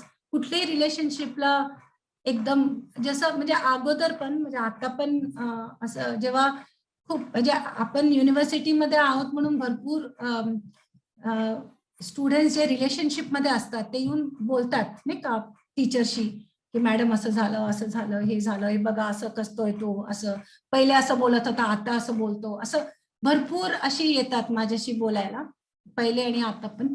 तर एक गोष्ट आहे की जेव्हा आपण रिलेशनशिप कंट्रोल मध्ये जातो ना, की पहिलेच ते जीन्स मध्ये आवडणारी मुलगी आता म्हणतात की आता तुम्ही जीन्स नको घाला, सलवार कमीजच घाला वगैरे, तेव्हा जे एकच शिफ्ट होतो म्हणजे, आणि असं सांगतात की तू छान दिसते सलवार कमीज मध्ये, म्हणजे असं नाही की मी म्हणत नाही की तू जीन्स नको घालू, पण सलवार कमीज मध्ये तू जास्त छान दिसते. माझं म्हणणं आहे की हे आलं रिलेशनशिप मध्ये, you have to rethink. Because आज हा सलवार कमीज मधलं होऊ शकतो, पुढे काही पण होऊ शकतो. Because you have to accept a person the way the person is, है ना. सो and the choice should come from the person themselves. So that's like one, which is like toxic masculinity, which is like controlling. आणि जेव्हा पण आपण controlling करतो, आपण सांगतो की मग तुझ्या चांगल्यासाठी, I do it for your good. Even the girls तुझ्या चांगल्यासाठी सांगते, ती मुलीशी बोलू नको. It's because it comes with position, property, and it is very difficult to accept. Because आपण जेंडरला खूप सेक्शुअलाइज केलंय. तर जेव्हा पण मुलं मुली असणार है ना, आपण दरवेळेला ते रिलेशनशिप सेक्शुअलाइज करूनच पाहतोय, आणि ते प्रॉब्लेमॅटिक आहे. आणि आपल्याकडे तर मूवीज आहे असं सांगतात की लडका लडकी दोस्त नाही बन सकते. ते पूर्ण जनरेशनला खराब करून टाकलंय तशी मूवीज, राईट. अशी सगळ्या संकल्पना माझं म्हणणं. ओके, इन्सिया असं आहे. इन्सिया, was she were you in my class, Insia? Yes, ma'am. Semester 1 MA. Yeah. Shweta is also here, no? Yeah. Yes, ma'am. Hi. Yes. Hi, Hello. Insia. Hi. Insia's question is, can you tell us more about private politics? Okay, private politics, Insia, is I don't. It's like we have divided our life into binaries such as public and private, but it is never in terms of binaries, right? It is because many a times public interfaces with private and private interfaces with public. Okay, for example, if I say ghar, home, right? Everybody knows home. So home, even we always refer to home as something which is very private, right? Ghar, apla ghar, very private. But even within home, we have something which is very public space, such as the drawing room or the baithak. So when anybody, it is only the family members or household members, all things becomes private. But if someone from the outside comes, that drawing room itself becomes a public space. Okay, so we need to first think about this division between public and private. And the second is, whenever we are talking about questioning certain things such as intimate relationships, partnerships, domestic violence, marital rape, all this then becomes part of our private politics. Relationship between a mother and a son, relationship between father-daughter, mother-in-law, daughter-in-law, all things then becomes part of our private politics, especially relating to intimate relationships, with partners, with friends, right? So anything which becomes a site of violence, which becomes, and we want to show the world, or we want to question it, कि असं काय, का बरं असं होतं माझ्याशी, है ना? So all this then become part of our private politics, especially when it is part of our intimate relationships. Yeah, that is one aspect of private politics. Yeah. Okay, ma'am. Thank you. Yes. There is another question from Namrata. Ma'am, how you deal with a person who says, I accept equality, but I'm not a feminist? As I just said, a lot of people say that, and I think they have a very limited understanding of what is to be a feminist. And and saying this, but very unfortunately, they're not being true to themselves. Just स्वतःशीच खोटं बोलतायत. I would think this is what it is, because to accept equality but saying that I'm not a feminist is problematic. But we also need to understand that when you say I'm a feminist, are you being intersectional or not? Like I say that I'm feminist, but I do casteist politics, then it is problematic. I say that I'm feminist and I do like politics based on religion, then it is problematic. If I just look at politics from, being a woman, it becomes problematic. But if I do feminist politics or feminism intersectionally, like I look into caste, gender, class, So then I would say that, oh, I am a feminist. And one should proudly, each one of us, those who believe, should proudly say that I am a feminist. Okay. Okay, ma'am. I have one question. जब हम बोलते हैं कि 21वीं सदी में हमें हमारे लिए इंफॉर्मेशन के लिए इजी एक्सेस है, फिर ये जो फॉल्स इंफॉर्मेशन है जिसका कुछ बेस हमें पता नहीं होता, उस इंफॉर्मेशन पे हम हमारा कुछ कॉन्सेप्ट क्रिएट करते हैं और फिर उसका एक मिसकंसेप्शन बनता है और फिर हमारा एक पर्सपेक्टिव ऐसा बन जाता है, और जब हम डेली लाइफ में वो यूज करते हैं तो कई बार ऐसा होता है कि जो एक्टिविटीज होते हैं वो मैनिपुलेट होते हैं या फिर वो एकदम एक्सट्रीम गलत वे से चली जाती है। तो अगर कई बार ऐसा होता है कि यूथ में ये ज्यादा अभी दिख रहा है क्योंकि इंटरनेट हो या बाकी कुछ चीजें हो या मीडिया जिस तरह से काम करता है, तो एज अ यूथ इन सब चीजों के साथ कैसा कोऑपरेशन रहे या फिर कैसे इसको टैकल करें? देखो, इसके लिए ये तो डायरेक्ट ये नहीं है, पर मैं एक ही बात बताऊंगी जो मैं रिसर्च मेथड्स में पढ़ाती हूँ। ठीक है, एक हमारे रिसर्च मेथड्स में है जिसको हम ट्रायंगुलेशन बोलते हैं। ट्रायंगुलेशन का मतलब क्या है कि एक इंफॉर्मेशन हम एक डेटा सेट से लेते हैं, पर पूरा हमारा आर्ग्यूमेंट वो डेटा सेट से अगर हम आर्ग्यू करते हैं तो वो लिमिटेड होता है। तो हमें क्या करना पड़ता है, वही इंफॉर्मेशन को हमें दो तीन और जगह से भी कलेक्ट करना पड़ता है। जैसे अगर हमने कहा कि फीमेल इन्फेंटिसाइड है तो मे बी सेंसस डेटा डालो, इंटरव्यूज करो, न्यूज़पेपर रिपोर्ट्स देखो वो रीजन का, तो हम वही इंफॉर्मेशन अलग अलग जगह से वेरीफाई करके हम वो प्रेजेंट करते हैं। तो वैसा ही है कि आजकल इतना सारा इंफॉर्मेशन आता है और इतना सच लगता है, और ये चीज समझने जरूरी है कि हम मैनिपुलेट होते रहते हैं। तो एक चीज करना पड़ता है कि हर जो इमेज आता है या विजुअल आता है या जो भी आता है उसको हम एक तो डिस्कशन करें और अलग अलग जो क्या उसको बोलते हैं डिफरेंट वेज में उसको चेकआउट करें टू वेरीफाई। तो तब एक चांस हो सकता है कि हम मैनिपुलेट अपने आप को होने नहीं दें। So you have to verify, you have to cross check. तो ये ट्रायंगुलेशन मेथड मुझे बहुत ही इंटरेस्टिंग लगता है क्योंकि ये हर जगह हम यूज कर सकते हैं। जैसे अगर ये बोला गया कि ऐसा ही हमें बिहेव करना है, यही सच है, तो ये इम्पोर्टेंट है आप जिनको ट्रस्ट करते हो या जिनके साथ जिनका लिखान आपको अच्छा लगता है या जिनके साथ आप बात कर सकते हो, उनके साथ आप क्रॉस चेक करके देख सकते हो कि ये क्या हो सकता है। सो ऐसे may be it could help. I mean other than that, Nilesh, yes, yeah, Nitin ka Nilesh, did I answer you okay? Yes ma'am, thank you. Okay. Nitin ma'am, खूप दिवसांनी तुमचे लेक्चर ऐकले, खूप छान. Thank you Nitin. आता तर असाइनमेंट खरं पण बोलू शकतो. Yes Nitin. Thank you so much ma'am for such a wonderful lecture. आणि आम्ही पण खूप दिवसातून तुम्हाला ऐकलं, खूप बरं वाटलं.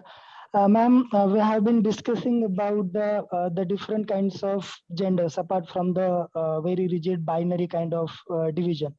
But ma'am, my question is it really important to identify gender? Because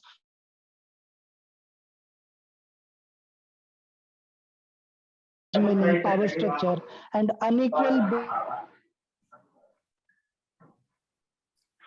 you got some things I could not listen. all has been based on gender and hello ma'am. Yes, please continue. Yeah, so all these things has been based with gender, and most importantly these things and the rigid constructions have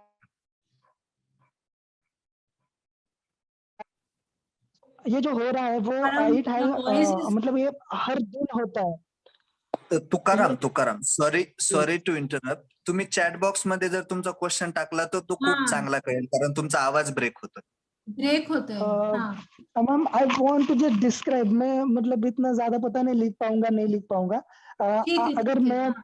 अगर आप मुझे सुन पा रहे हैं, मैं बहुत जल्दी खत्म करूंगा कि ये जो रिजिडिटी है, जेंडर रिलेटेड रिजिडिटी, वो हर हर घर से मतलब रास्ते से, अगर हम रास्ते से भी जाते हैं तो बाइक कोई और चलाता है। हमने अगर ऐसे पुणे यूनिवर्सिटी में बैठ के सर्वे किया था हमारे यूनिवर्सिटी के सामने के रास्ते से, तो मैम 100 गाड़ी में से जब 100 बाइक जाते हैं या 4 व्हीलर जाते हैं तो मोस्टली मतलब less than 10 women just drive the bike. और तो ये जो रिजिडिटी है वो एवरी सेकंड वो मोर एंड मोर रिजिड बनती जा रही है। एंड मेरे पड़ोस में ही कुछ दिन पहले one girl just committed suicide because of such a very heavy domination. So it was one of the aspect apart from the others. But ये भी एक aspect था कि brother के बहुत ज्यादा masculine kind of domination से she just committed suicide. So ma'am मेरा बस यही क्वेश्चन है कि ये जो जेंडर रिलेटेड जो आइडेंटिफिकेशन है, is it really necessary? Because ultimately it is the base of all kind of unequal practices and the things.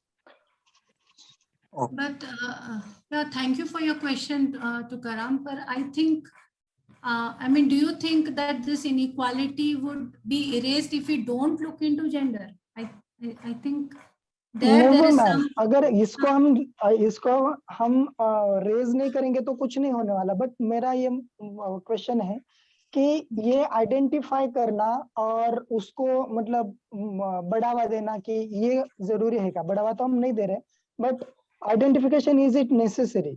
तो आप जेंडरली ये हो, आप जेंडरली वो हो, तो is it really important? I do think, I mean, if I'm still not very sure, have I understood your question properly, but I still think, and I would still commit that it is important to identify and understand gender. And again, as I said, it is, you see, हमारा problem क्या रहता है कि हर बार हम gender यानी women के साथ deal करते हैं।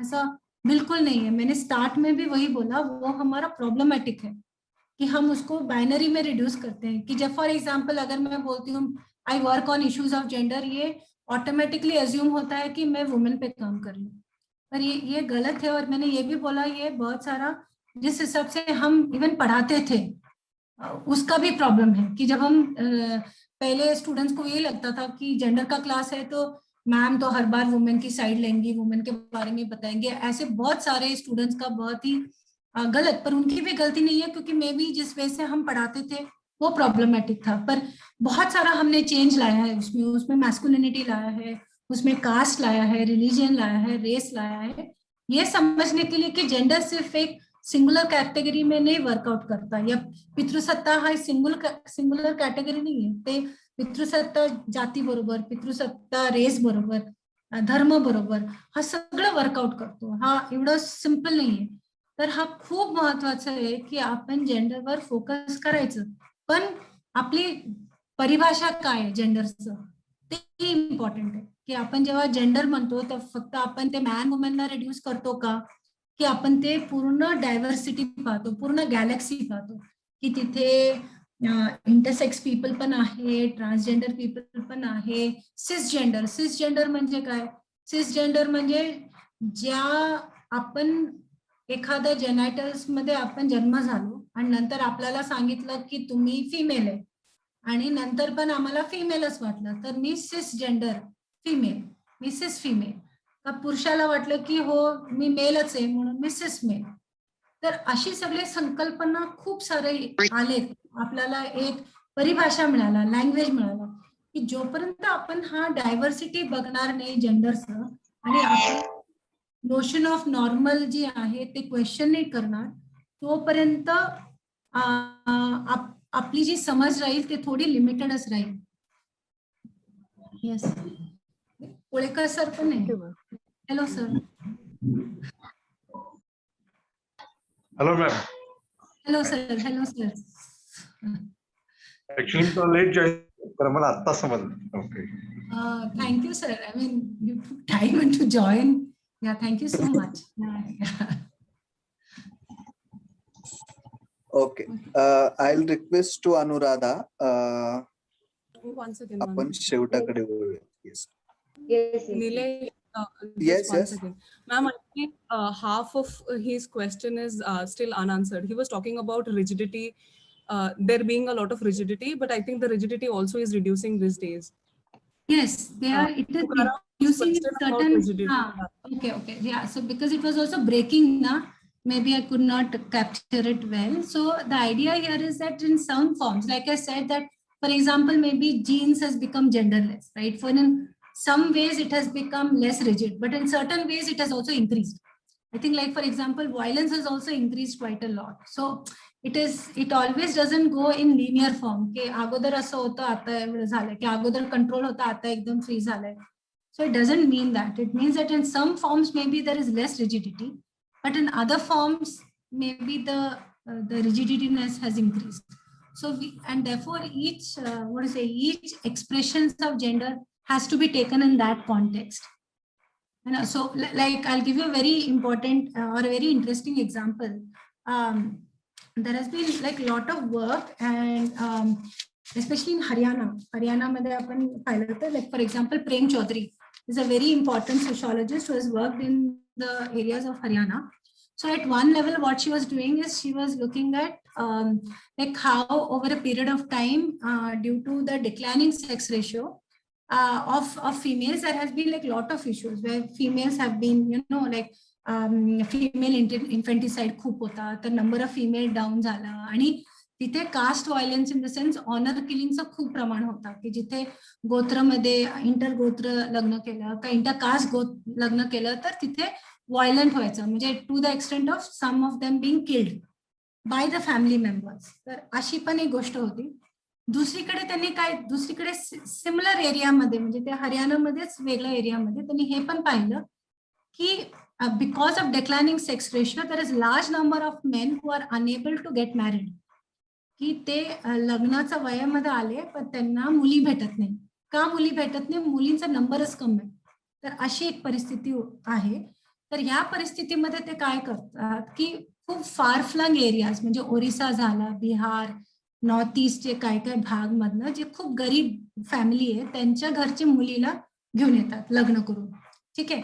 तर आणि त्यावेळी जेव्हा ते लग्न करतात ते कास्ट बघत नाही, तर तेव्हा तेच चालून जातो. जेव्हा आपल्याला वाईफ पाहिजे का की इथे आपल्याला मुली भेटत नाही, तेव्हा इंटरकास्ट करून कम्युनिटी सँक्शन करतो. पण जेव्हा तिथलं मुलीने डिसाईड करतं की आम्हाला स्वतःहून चॉईस व्हा की आपण कोणाच्या प्रेमामध्ये पडलो आणि आपल्याला लग्न करायचं, तेव्हा काय काय ठिकाणी तेव्हा ऑनर किलिंग. तर आयडिया काय आहे की कम्युनिटी ट्रेडिशन अशी खूप आहे की त्यांना जेव्हा वाटतं ते काय काय गोष्टमध्ये खूप रिजिड होऊन जातात, पण काय काय कॉन्टेक्स्ट मध्ये सेम गोष्ट, here we are talking about intercaste, but in some context they become very flexible. So it depends on the context, that what you want to show, how you want to highlight, and in which context certain things become rigid and certain things become flexible. So that is also very contextual. That's what I think. So it is not a simple matter of whether it has become less rigid or more rigid. The question is where it has become rigid and where it has become flexible. So that and why, I think that thing is important. The question of why and where and how. Yeah. Tukaram? Yes, ma'am. I Thank you. hope you got some responses. Yes, ma'am. Sure. Yeah. Thank you. Yes, Anuradha. Thank you, ma'am. So many topics and so many doubts clear in this lecture. मी खूप happy आहे आजच्या lecture मध्ये तुमच्या. तर मी विशाल दादाला request करते की त्याने वोट ऑफ थँक्स करावे. थँक्यू अनुराधा. सर्वप्रथम अनुरेखा मॅम, तुम्ही आमच्या विनंतीस मान देऊन आलात आणि आम्हाला याविषयी सखोल मार्गदर्शन केलं. आजच्या टॉपिक मध्ये तुम्ही फेमिनिस्ट कसं आपल्या सर्वांसाठी ऍप्लिकेबल आहे, म्हणजे त्यात फक्त महिलांचा सहभाग नसावा आणि स्पेशली युवकांची त्यात काय भूमिका असावी याबद्दल सांगितलं. त्यासोबतच तुम्ही इंटरसेक्शनॅलिटी आणि रिफ्लेक्सिव्हिटीचं महत्व सांगितलं. सेक्स अँड जेंडर मध्ये जो डिफरन्स आहे तो अत्यंत दैनंदिन जीवनातले साधे सोपे उदाहरण देऊन त्याद्वारे चांगल्या रीतीने आम्हाला समजावून सांगितला. त्यासोबतच जेंडर सोशलायझेशन बद्दल सांगितलं. या सर्वाबद्दल तुमचं मनापासून धन्यवाद. सर्व टीमच्या वतीनं मी आपले आभार मानतो. त्यासोबतच आज कोळेकर सर आणि इतर सर्व जे शिक्षक उपस्थित राहिले, या सत्राला त्यांनी उपस्थिती लावली, त्यांचाही मनापासून धन्यवाद. त्यासोबत टीम ऑर्गनायझिंग टीमचंही मी आभार मानतो आणि आजचं सत्र संपलं असं जाहीर करतो. इतर काही सूचना असतील तर त्या निलेश दादा देतील. Okay, thank you so much, ma'am. Thank you, ma'am. Thank you. Okay, thank you, and it was so wonderful to be invited. Thank you, Nikita, for reaching out to me, and it has been such a pleasure. मला खूप बरं वाटलं, like, and thank you, Kodekar sir, for taking your time, and it is very kind of you, and thanks a ton. And I said, as Nikita would know my email. Yes, आहे ना yes, email? I will. हो ma'am. हो आहे. तर काय प्रश्न पडलं काय असेल तर प्लीज मेल करा. आणि and Shweta, good to see you. Yes Thank you so much, ma'am. असे भरपूर आहे. So everyone, thank you so much. Yes thank you.